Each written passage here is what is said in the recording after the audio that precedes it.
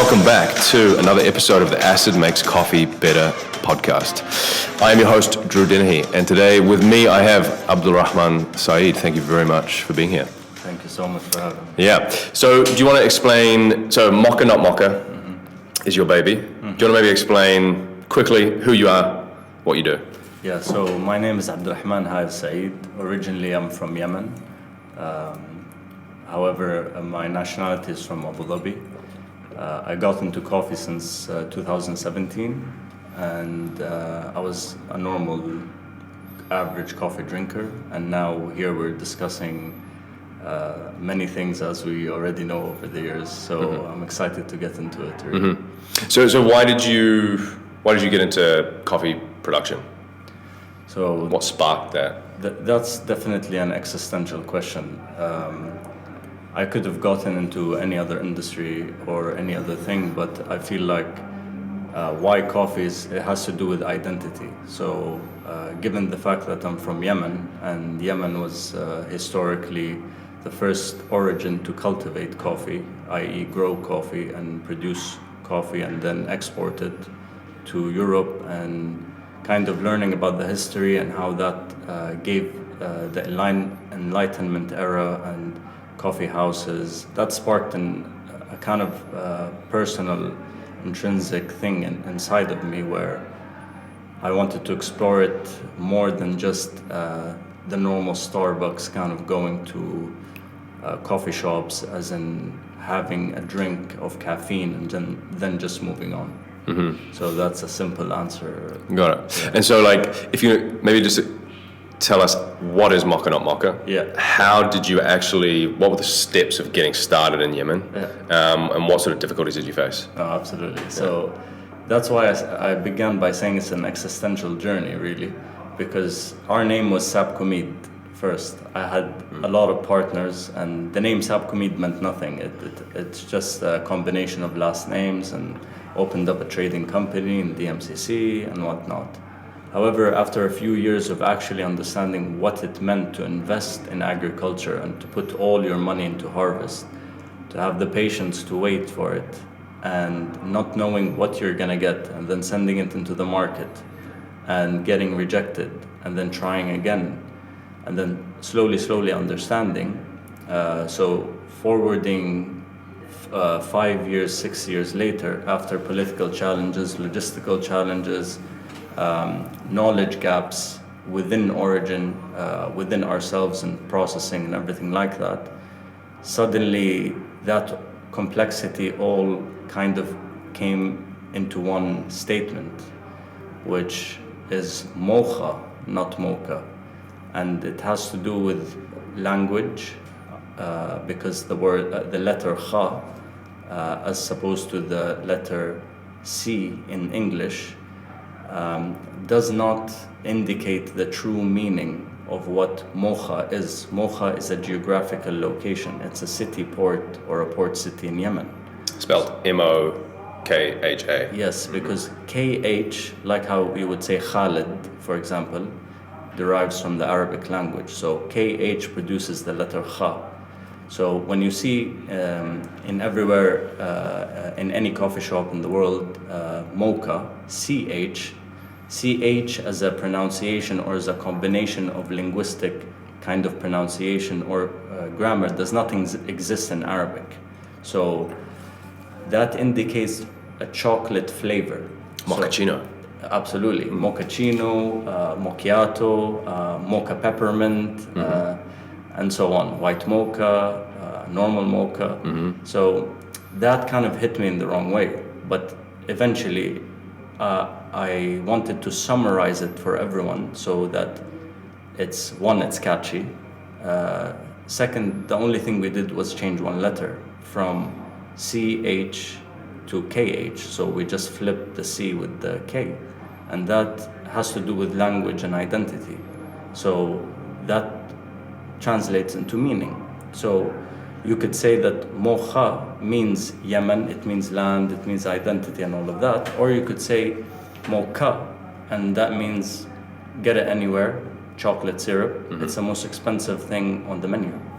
So it had to do with value for me. So that's why Mokha, not Mocha. Got it. Okay. And so, could you?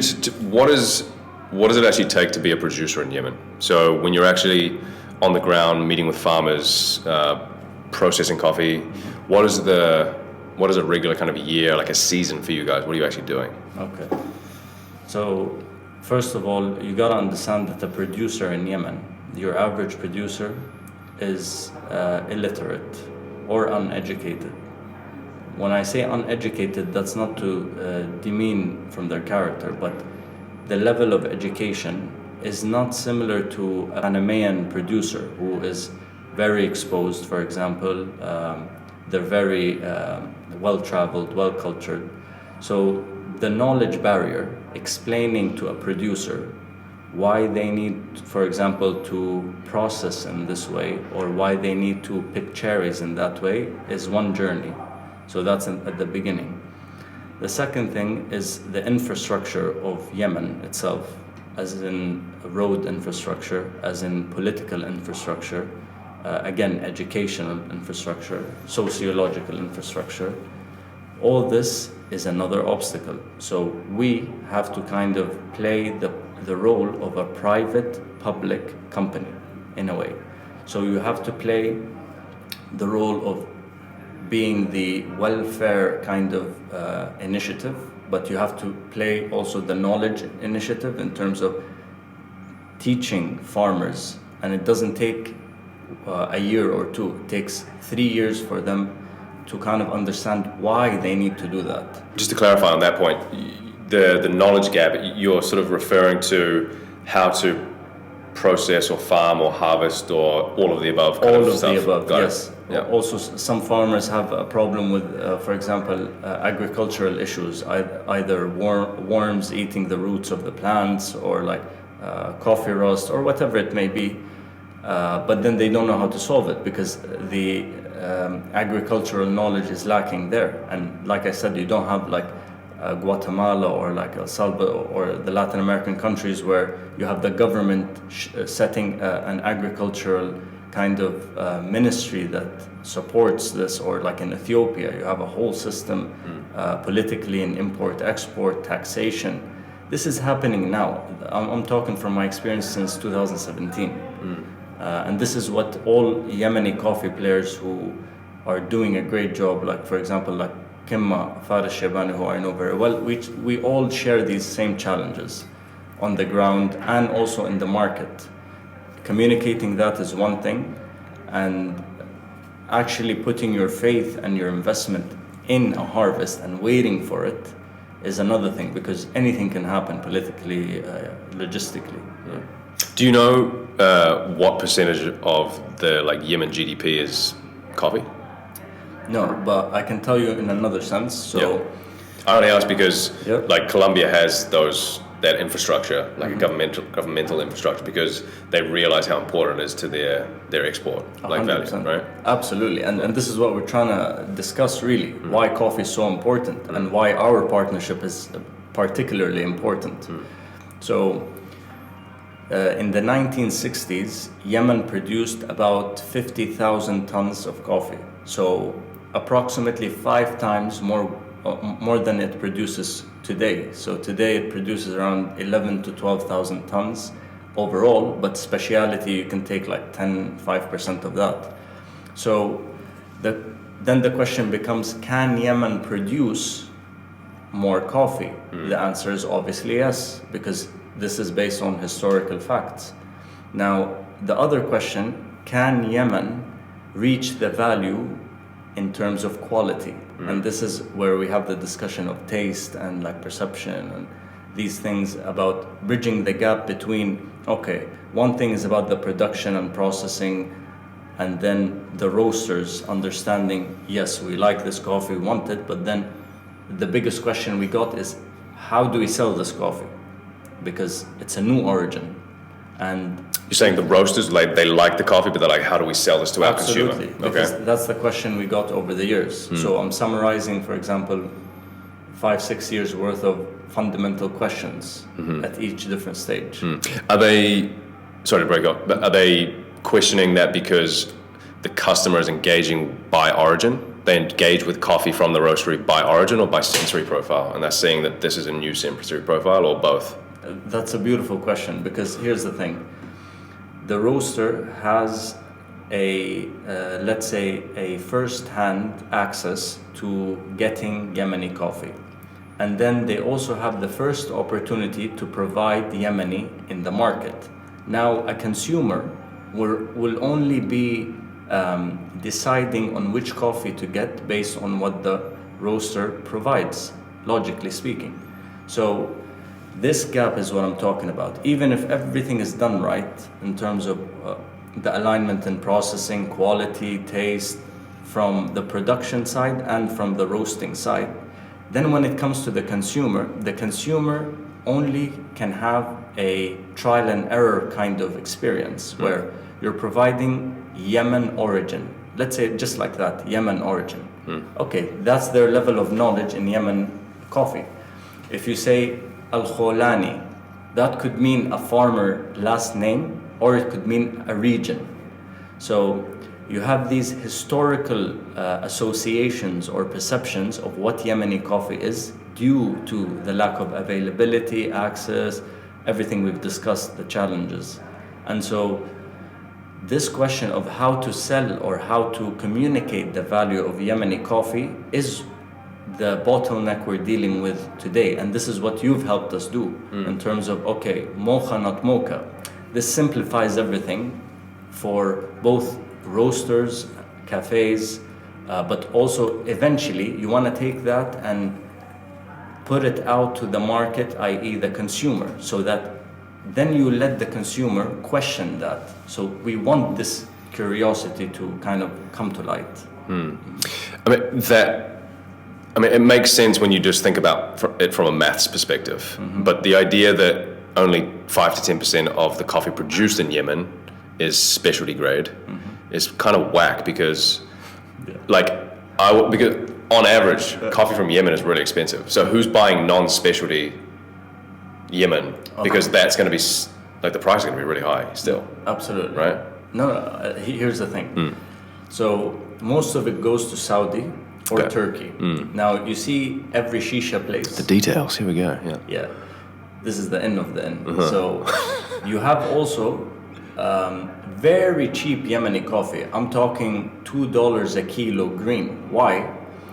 Some people would import Ethiopian, Brazilian coffee, and this has been going on for many years, and you can ask different sources, and you can see it in import certifications. Who's importing in this scenario? There's like Saudi companies, in Yemen, importing Ethiopian coffee, so that then when it goes out of Yemen, absolutely, it has that value of the mocha. But again, this is what devalues the Yemen coffee, and it kind of creates this vicious cycle of the production of specialty coffee, let alone the volume being as it is 5 times less than what it was in the 1960s.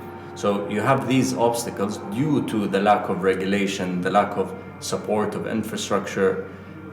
So this is what our partnership is trying to do. You guys have funded. So this just puts everything to rest for us. It allows us to do our job properly in terms of processing, in terms of telling these farmers, listen, you're taken care of, but then produce this quality, because this is the actual value of the mocha that people have known for centuries, since the beginning of coffee cultivation. And this is where we kind of talk about the perception of what Yemeni coffee is. Yeah, it's interesting that you say that, because that happens in a lot of places where the export value of that origin is really high. I've heard stories of that happening. Central American coffees being imported into Panama and then sold as a Panamanian. This also happens regularly with Kenyan. So Kenyan producers or exporters will buy coffee from Rwanda, bring it into Kenya and export it as a Kenyan coffee. So, we can talk about, this also happens within Ethiopia. So if you've got let's say Guji Humbella, that gets really popular as a name. What people in other areas, they'll be I can get more for my cherry over there. So I'm just going to take my cherry from, let's say, Yirgacheffe, take it over to Guji, and like sell it to a wet mill there. 100%. And so there's like this traceability thing that people feel like they're getting is not necessarily the case. And this is why, again, I say our partnership is important, and I'll continue to say, because as soon as you have control over the cherry and you can track the cherry by the day, then there's no way you can say, oh, this came from here or there. Now, let me give you another in about the relation between Ethiopian coffee and Yemeni coffee. Why that specifically? Even now, get your best Yemen and get your best Ethiopia. The taste profiles, overall macro perspective, they're similar to Ethiopian. So the Ethiopian, different regions, different kind of things. But this is kind of the macro perspective we got. And therefore, this is a good thing, but it's also a bad thing because it allows for this manipulation to happen, let's say. But then it creates a perception barrier where roasters will be like, well, I can get an Ethiopian for $10 a kilo and it will be an 89 or a whatever. But why should I pay $30 for a Yemen that's an 88, for example? See, now we're talking about structures and processes of how to value something, period. And that could go anywhere you want it. You could start talking about SCA standards. You can start talking about cupping and scoring, which I can share my perspective on that. Yeah, I mean, but it is a valuable point for most consumers, though, because like the way that people engage with coffee is through their sensory perception, nose, and taste, right? And if they can get, if they can get a coffee which cups at exactly the same sensory, like let's say it's 89 points, right? The Ethiopian costs $12 per kilo. The Yemeni costs $50 per kilo. Everything comes back to what a customer is prepared to pay for a cup of coffee, right? And it's very difficult to convince someone why they should pay more if the coffee doesn't necessarily taste as amazing, I think, right? Okay, let me draw out another kind of a narrative or perspective. So if it's about taste, if we're saying, yes, we are looking for taste. Taste is subjective. It's a personal human experience, okay? In anything, I'm drawing out a concept or a principle here. So if you take a 1989 Mercedes versus a 1989 BM, I didn't specify what right now. Your taste could already vary in so many ways depending on the specs and so on. Now, why I said 1989, because I'm gonna go to grading and scoring. If we say it's a Yemen 89 and it's a Panama 89, the price will be dramatically different, i.e. the Yemen will be much higher. Now, logically speaking and mathematically speaking, if we just take one variable, production of Yemen in terms of supply is 10,000 tons a year.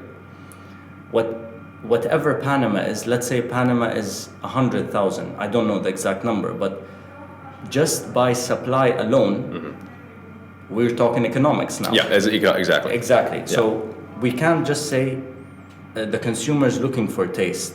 The consumer doesn't know what they're looking for. I learned that from Mad Men, and I love Don Draper. So basically the consumer is told over years what they would like or what they wouldn't. Similarly with kind of taste, you give them options. Okay. But who's giving them the options? You as a provider, as a roaster. Right. So if you give them 10 options of taste, they have 10 options to choose. Now again, a 1989 Mercedes doesn't mean is less valuable than a 2019 or a 2023 Mercedes, because it could be an antique, it could be an artisanal thing that you lean towards that taste. So value is what we're speaking about here. And then we have to view coffee in, okay, yes, you do your process in cupping and grading and everything like that. But that's one process you do, because if you change the grind, if you change the brewing, if you change the roasting, that same coffee will give you different tastes. Now, this is one perspective. Add the water variable, add the country variable. So we sent the same coffee to 5, 6 different roasters around the world, Canada, Korea, Japan, England, UAE, we got 81 to 89 point difference. Now, the standard is the same. It's a taste standard derived from a cupping process, derived from an SCA body, derived from the rationale or the value mentality that taste equals value. Well, I could do a blind taste for you and I could manipulate the experiment to put artificial flavors, let's say, in cupping cups, and you wouldn't be able to notice really. Because this is what I want to do in Mokha Not Mocha. I actually want to go to expos and I want to roast one coffee 20 different ways, grind it 20 different ways, brew it 20 different ways, and get the best judges in the world for cup tasting and see if they can tell the difference.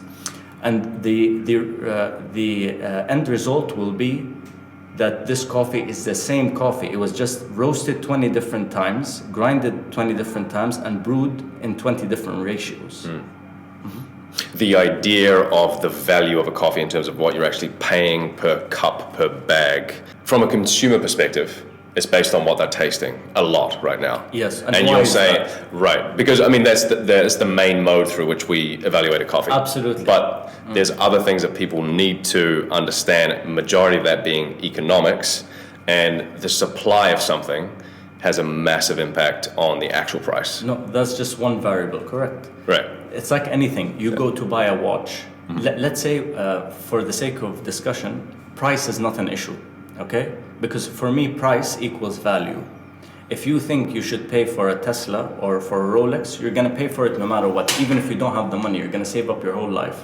Yeah, but that's like subjective value. We're That's talking what I'm about saying. like objective market value. No, absolutely. But the taste, the process is subjective in itself. So in cupping, in the specialty coffee industry, and I will challenge this kind of process, there is no objective reality of what value is.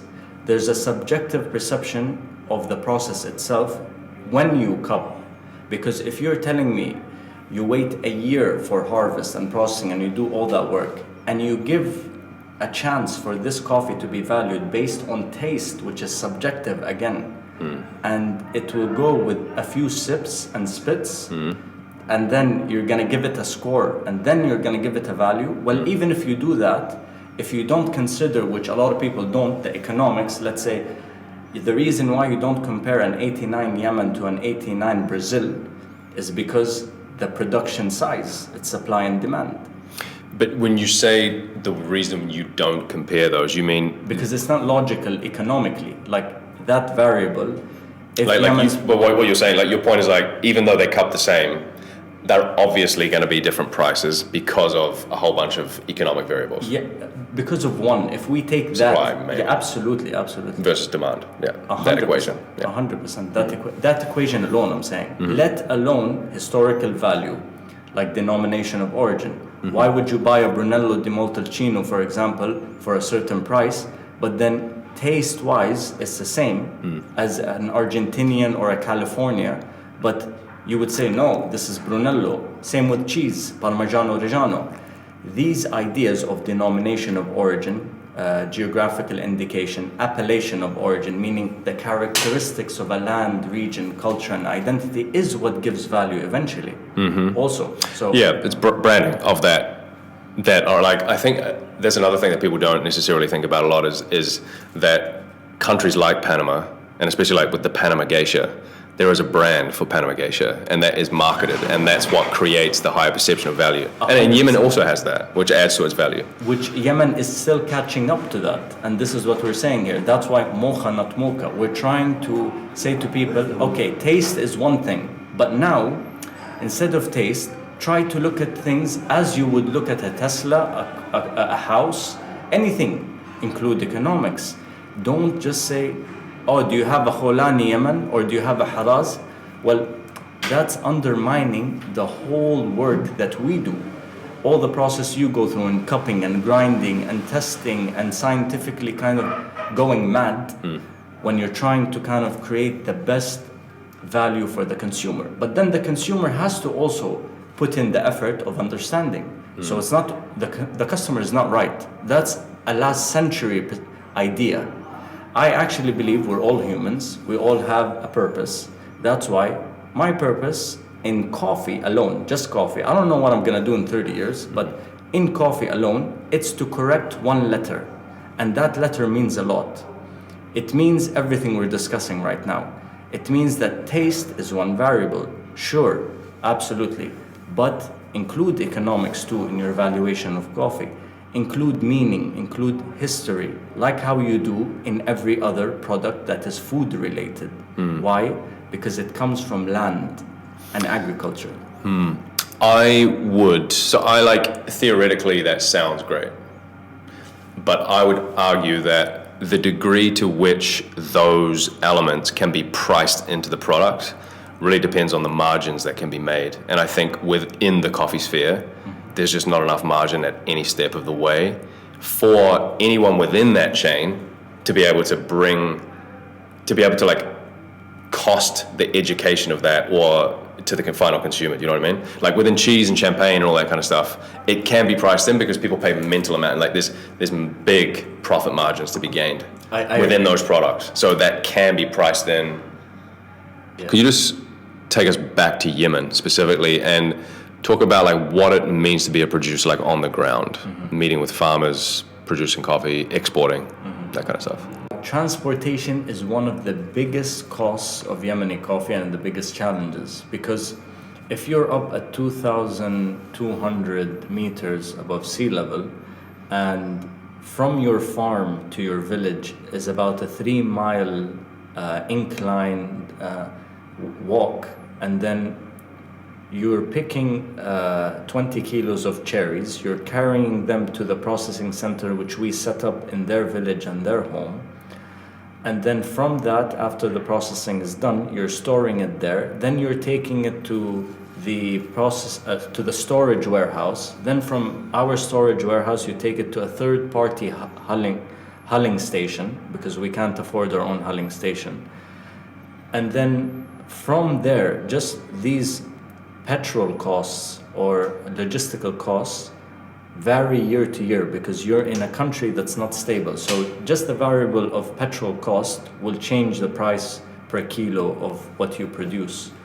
Therefore, you have to communicate that to the customer or to the roaster or whoever. Now, the logistical and agricultural challenges are one thing. The stability, meaning for a farmer to feel safe year after year that they can produce and focus on quality coffee, and then that they have a partner outside in a market.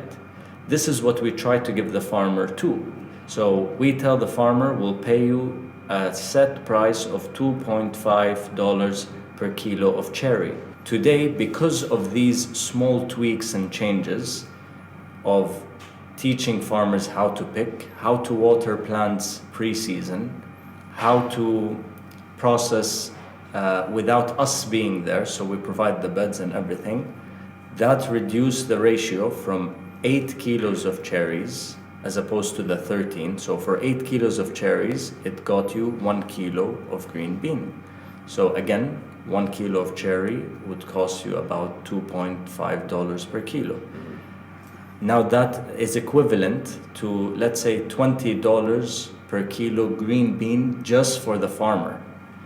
I wanted to set that kind of base value for Yemeni coffee so that it forces me as a person who is not a farmer, who doesn't have to go through this effort, to at least set that as a base value for Yemen coffee. Then it's up to us, and the risk is on us, to do the extra value in terms of communicating the historical element, the characteristics, and bridging that gap. And just to clarify that for the listeners, so basically what you've said is when you initially started working in Yemen, you would buy cherry and then you'd get, from every 13 kilos, you'd get 1 kilo of green bean. Correct. Right? Now you're kind of working at a ratio of about 1 to 8. Yes. Right. Absolutely. Perfect. Okay. So what does that show you? Again, if we take back the macro perspective of Yemen produces between 11 to 12,000 tons a year, In the 1960s, it produces 50,000 tons, so about 5 times more. The hope here is very tangible, because if we're able to turn the 10,000 tons a year currently today, at least into specialty, at least into that base price for the farmer of being $20 per kilo, then we can achieve what everyone wants. The roaster gets their quality, the farmer gets their value, we are happy, the customer is happy because they have many different choices of Yemen as they like in terms of taste or how they perceive the coffee.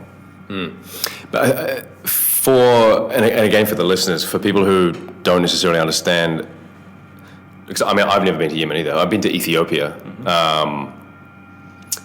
What is the difference between the coffee that is grown, that it goes to the non-specialty market, and the small amount of farmers and smallholders that do produce their coffee that goes to is it just people like yourselves finding them, being like, hey, would you like to come into this program that we do? Or is it just purely based on relationships, or you go and actually find coffees that you know will taste good, or how does it work? No, I love that question, because before it was very random. We were inexperienced, so we would go into a village, set up a camp there of a drying center, meaning with beds, and then would take, for example, 500 farmers would give anywhere between a kilo of cherry to 100 kilos of cherry, and each. Okay. And then we would do it collectively. And so, without these beds, how were they drying them before, or were they even on drying the rooftops? On the rooftops, on the floor. Yes. Right. Okay. The most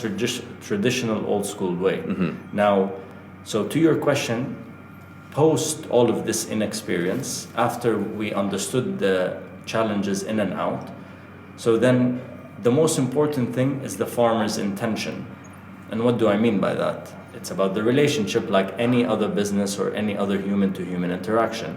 So if the farmer is not willing to go through these kind of protocols in terms of, this is why you produce good quality coffee, because you pick the right cherries, because you don't raise the price whenever you want and then come at the end of the season and then change your basically agreement and everything like that.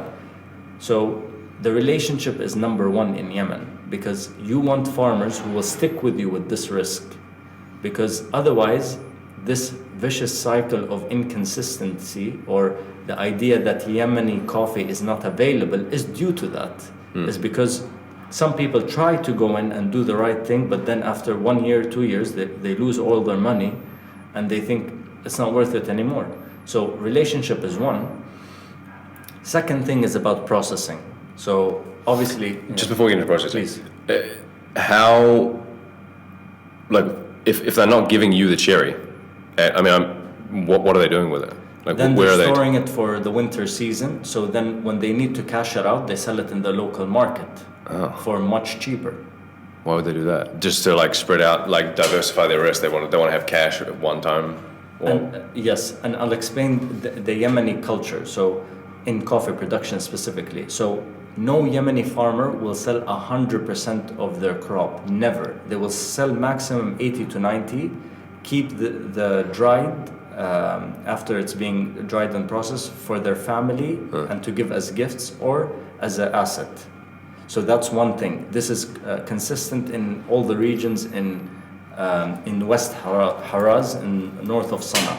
Now that's kind of like a relic of kind of the trade barter system that people used to use coffee to trade. Culture, I want some of your honey or your whatever. Absolutely, this is a tribal thing. It's they will never sell it, even if you give them $1,000 per kilo. It's like, no man, I need to give my uncle, I need to give myself coffee.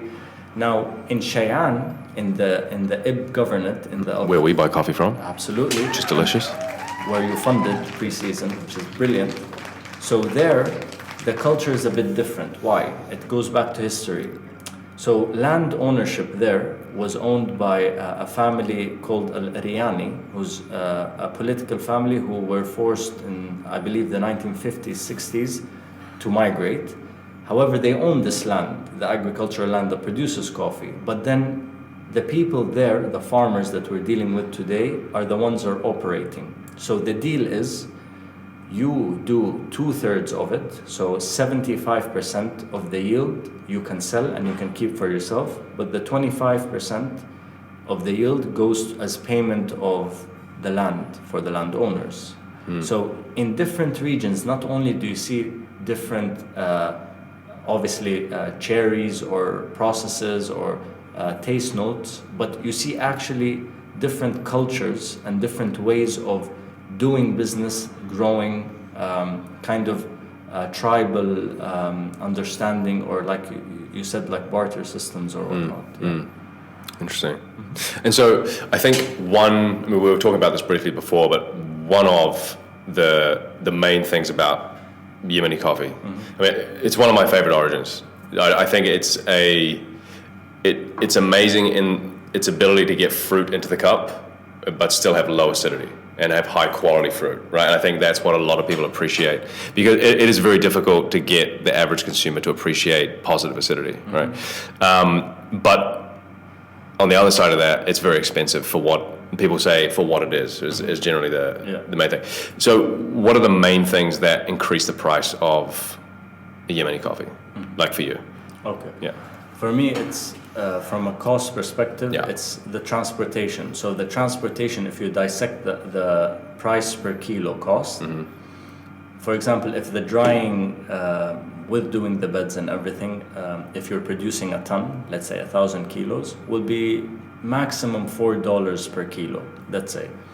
What do you mean by that? I The mean, cost? If the final cost is $40 per kilo grain Right. to produce 1 kilo of green, 10% of that would be the cost of processing, let's say. Okay. Okay.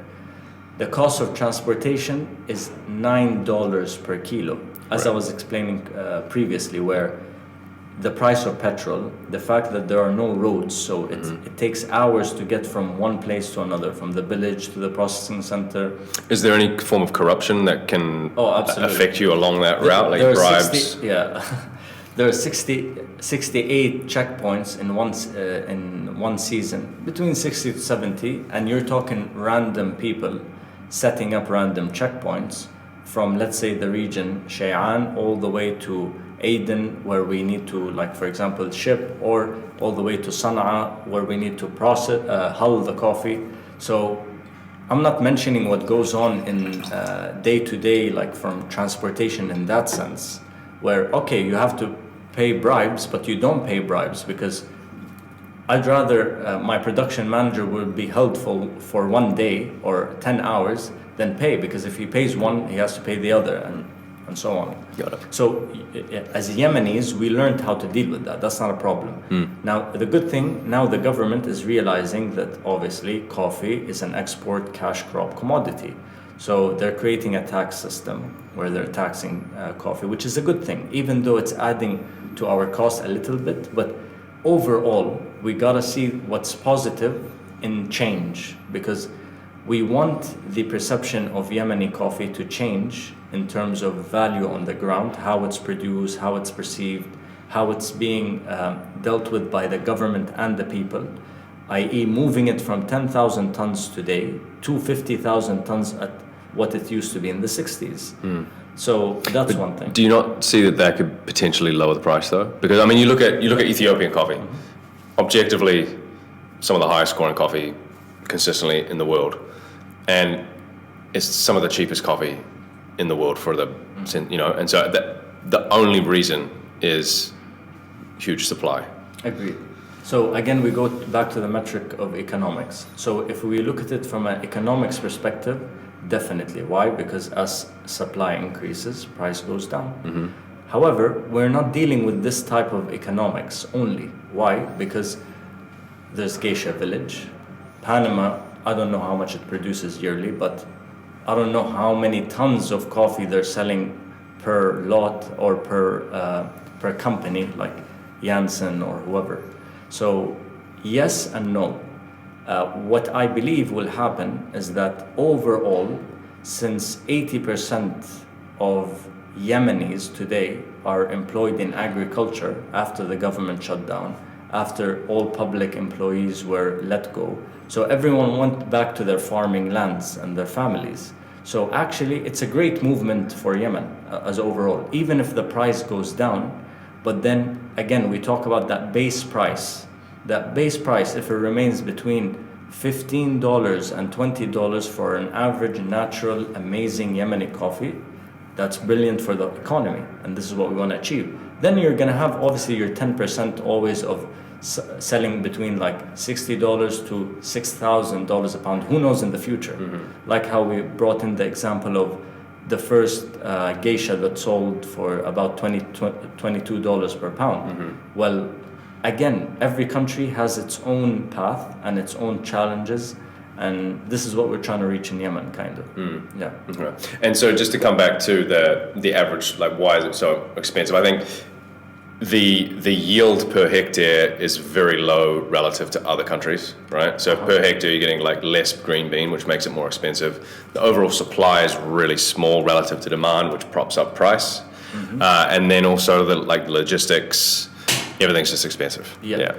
And why so expensive is the number one question we got from our B2C and B2B, okay?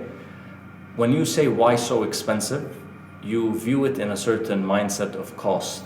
So objectively speaking, why is something expensive? You view it in terms of math, cost base thinking. Now, if you say why so valuable, you need to consider the why so expensive cost math, obviously, but also you need to add a different element to it, i.e. the history, the language, the land, the historical significance, the taste perception. As I said, one person would score a coffee 81, so that's not even worth $10 per kilo in any sense. And some person would score the same coffee as 89 and they would pay $60 for it. So this is why so valuable, because value mindset or value perspective when viewing anything, let alone in our discussion about Yemeni coffee, is very important because, again, Mokha Not Mocha, which means it's not only about a taste, because this is where meaning is diluted for a whole country and a whole identity. So I guess you're kind of like highlighting that the world has in some way culturally or geographically appropriated the value from that.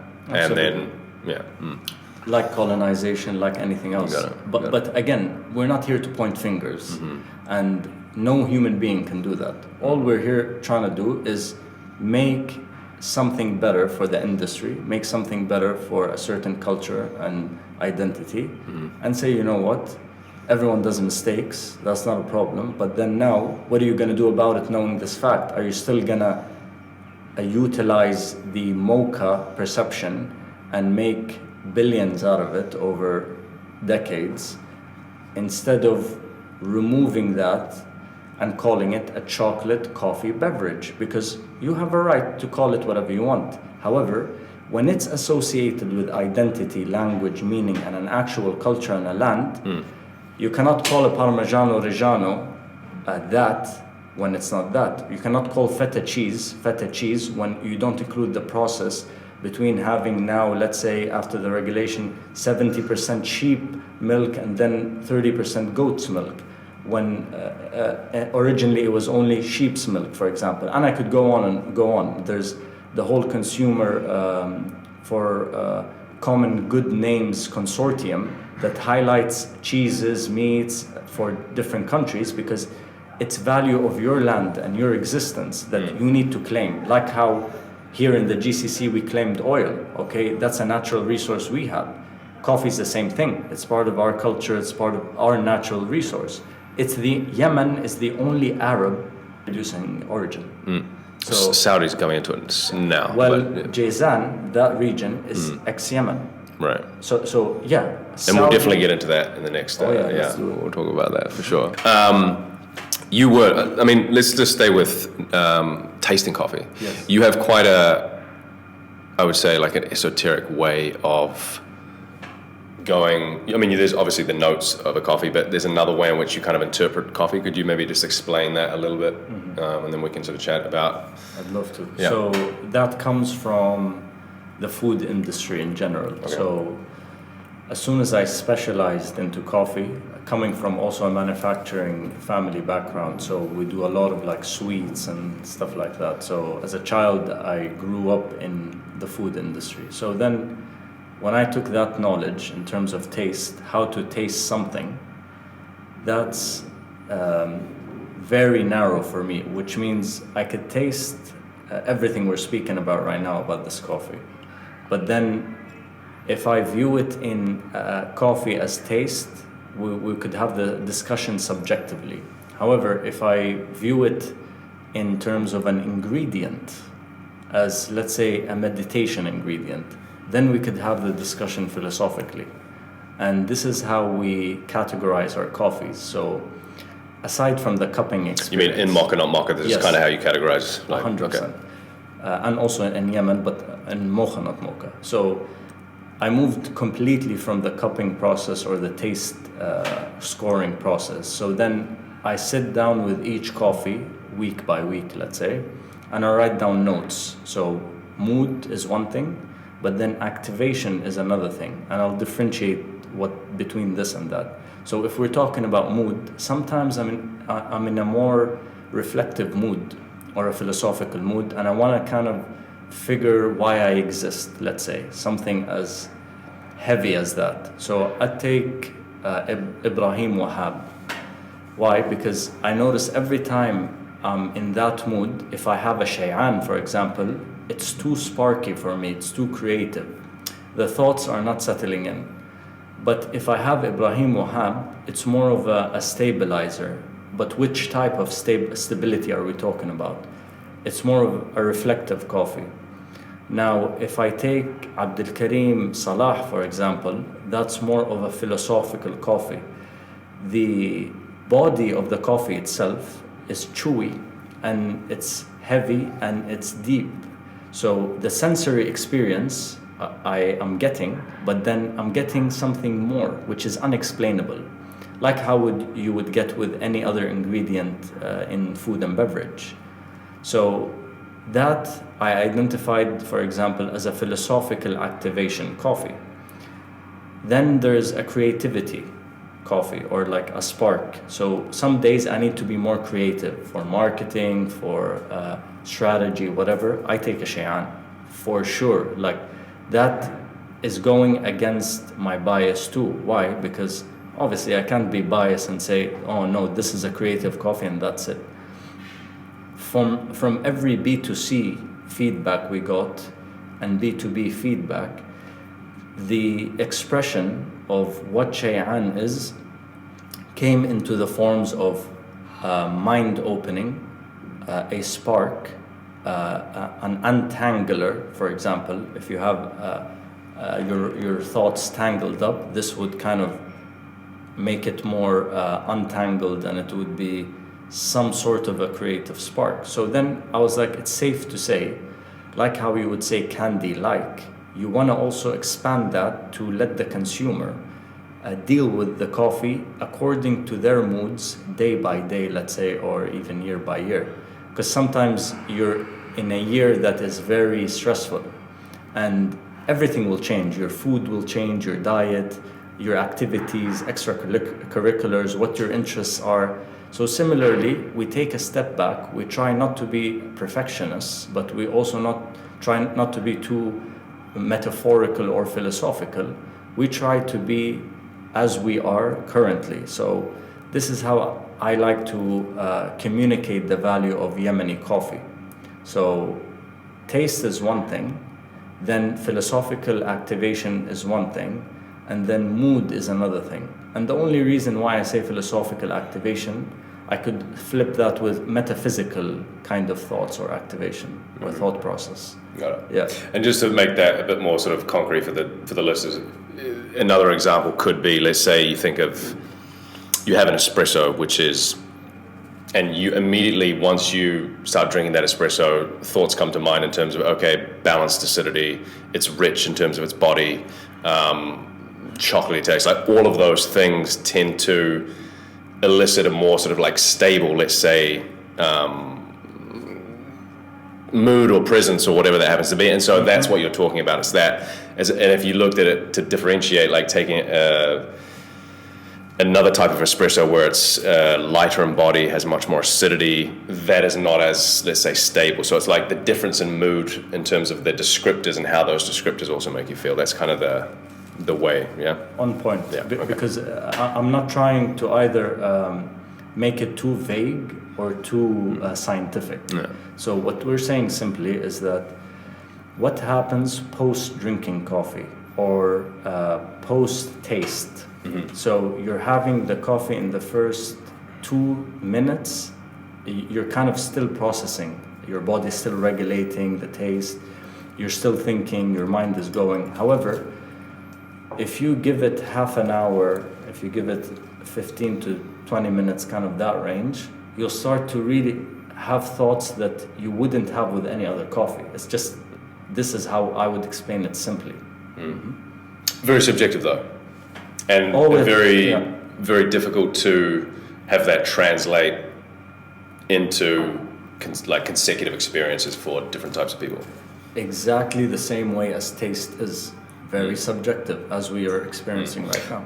Yeah, I mean, I think taste is less subjective, but flavor accuracy would be the more subjective thing, right? So like we could both taste the coffee and be like, yeah, it's got quite a lot of punchy acidity, or like, okay, there's definitely a fruity coffee, but then as to exactly the fruit that we perceive as, that's where more of the difference comes through, right? 100%. And this is the only thing I'm saying in terms of the activation of a coffee. Like, yes, you have a kick, but then it's up to you to say which type of kick that is. It's a creative kick? Is it more of a spark? Is it a problem-solving, critical thinking creativity? You know, it's just different.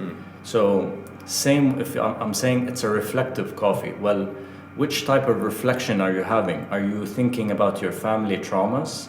Or are you thinking about the world and why do you exist? That's a different reflection totally. I'm not here to tell you this is how this coffee exactly will make you feel. No one can tell you that. And similarly, no one can tell you this is exactly how it's gonna taste. It's gonna taste like watermelon. Well, you can do that, but then are you gonna get 10 out of 10 people that taste watermelon? Maybe, but maybe not also if you change the roast, the grind, the brewing ratio, the water, everything. So this is what we're saying. We're saying let's add a different meaning to the view of coffee or the perception of coffee to mean more than what it is, because historically speaking, the Enlightenment before coffee was in the picture, it was alcohol. So alcohol has different effects. Does it have different tastes? For sure. You could say a wine tastes X or Y or Z, and you could get it extremely right as a sommelier, for example. However, if you say what's the activation or what is the effect of this alcohol, you could then go a bit wider to the same extent or parameter as you would do with taste. So this goes with food too. The same ingredient of coriander, let's say, coming from different origins will have different nutritional benefits, therefore different taste, different spices, different effects on the body itself. So all we're saying is we appreciate the depth of the industry in terms of being very consistent in the way it does things. However, that kind of became also a problem now because it creates a stressor. If you don't perfect the brew or the grind or the taste parameter, then you begin to doubt yourself or you doubt what you're selling.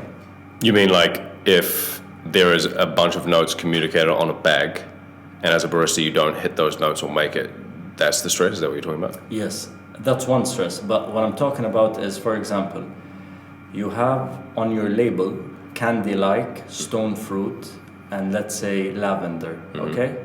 Now, this is with a certain roast, specific to the certain degree, with a certain grind that you have already done previously, which allowed you to write those specific kind of attributes. And it's with a specific ratio that you recommend. That's why I like when people say this is the recommended ratio. You're not going to tell people do this, otherwise you're not going to taste these things. No, you're just giving parameters. You're giving your own view or perspective as genuinely as possible. But how do we do that without saying, no, we're going to be narrow in terms of where we set that parameter. We say it's about taste, and here's the protocol you go through, i.e. cupping. What I suggest for roasters to do to move forward with the value of Yemen is, okay, do your cupping, okay? Do every single grind, roast, and brewing ratio. Then take that coffee also, sit with it, brew it in a V60, do it in different ways, and identify how it's making you feel or which moods you're experiencing. That is a more holistic idea of valuing something. Same thing as when you're driving a car. You're gonna get the manufacturer's perspective, which material it was made with, which combustion engines are going into it, but then how it makes you feel when you drive it. There we go. Mm-hmm. It's about that experience. Mm-hmm. How it makes you feel. Or when people see you in it. There we go. Then ego comes in. Then you're going so wide in terms of what value means. And this is all we're saying. This is not gonna create a disruption in the industry. It's actually gonna create more alignment. Like if you eat a burger that tastes good, it's gonna taste exactly like how it tastes. If it's a Wagyu beef, it's the range with Wagyu beef. It's not gonna taste like salmon, for example. So we agree with that. But then how does that actually make you feel from body to body, human to human? It might cause you a problem in your digestive system, or it might actually gives you the vitamin A and E and K2 that you need. You get me? Right. And this is personal to me. Why? Because again, I come from a manufacturing family of fast, ultra-processed foods, which I'm also going against my own nature and my own existence and bringing to be like that or to choose that change. So if someone tells me, oh, but you know what, this is your own perspective and you're biased about it, absolutely, I am biased like everyone else with their own background and how they were brought up and their own body and their being. But then what we're also saying, sharing the unspoken things behind the scenes is very important, especially in this time period we're in this beginning of the century. So my question to the coffee community or the coffee industry, what are you gonna do about the perception of coffee or the way the coffee industry is in this century where everything is gonna be more transparent, blockchain is gonna come into it, and the rest. So we need to be more human than more robotic about things, I believe. So there's a blockchain in which you can create blocks of the process of data or whatever, right? Traceability. Yes, and that's what the blockchain is. Anyone who says otherwise is just still figuring it out, like how we are right now. Right, but I think that for that to be valuable, it needs to be priced into a cup of coffee. Like, 'cause at the end of the day, it's all about like what people are going to pay for that. And I don't think a lot of information. People like, if we got rid of it, or if we said, if you really want traceability, you have to pay more. I don't think people will be like, no, you don't have to pay more. You pay the same. So well, but I mean, if that system increases the cost for the producer, it has to be paid for by something. Yeah, but it won't. All we're saying is, for example, how we track our cherries. So, for example, Muhammad brought in 200 grams of cherries today. How do we track that today in Mokha Not Mocha? Manually through Excel. Oh, okay. So, but it's going to be more efficient for you. For anyone. Okay. For the consumer. Why? Because if the consumer is able to see that 3 Coffee funded Cheyenne, right, and then we did it manually, but now this is all digitalized. Try to just say it's visualized. So the consumer then will know. So they can't say, oh, I don't know why I'm paying for this. All you can tell them is go to this platform or website where you can see in real time, like how it is in real time right now manually, but this idea of, oh, blockchain is somehow like an alien, or like NFTs are, like these things that only coders can talk about. What I realize is coders are coders. They don't know anything about import-export. They don't know anything about warehousing. They don't know anything about brewing. You know. So then you take that specialized knowledge, you apply a generalized application, as in like a platform, digitalization, whatever, and you synergize that with current technology or AI, whatever you want to call it, and then make it available to your industry, your consumer. My belief is that every single company in the world will need their own blockchain, and they will have their own token, currency, coin, whatever you want to call it.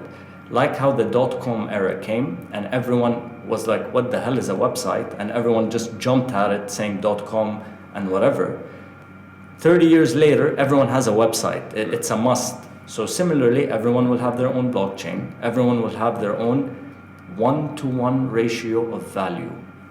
And this is the communication of value in the beginning of this century. The question at the start, why am I paying so much for that coffee? Because it tastes like expensive? Exactly. Well, because it tastes like that. Not because you can go and see so-and-so did this and this was this and this is that and all the blocks, you know what I mean? Absolutely. I'm just playing devil's advocate. No, I'm with you. Yeah. I'm with you. And I love this. Why? Because I'll play back. Because if you tell me this is about taste, okay, I, as another company, I could tell you, I'm not going to explain anything. Go to this website, see for yourself in real time why it's that way. Because I paid a certain farmer this kilo, this day, this second, actually. And you can see it as a consumer. Now, here's the beauty about knowledge. It's limitless, and you can make value out of it. Now, how many times was a consumer turned into a barista? From a barista turned into a coffee shop owner. From a coffee shop owner turned into a Starbucks conglomerate or like a tycoon, okay? Right. So this is not new. What we're saying in this podcast is nothing new. Every century is the same. Again, human nature is consistent. So what we are dealing with is variables at the end of the day. But yes, is it valuable for a consumer right now? Why is it? Because you can tell them it's about this taste and they will pay or they will not pay.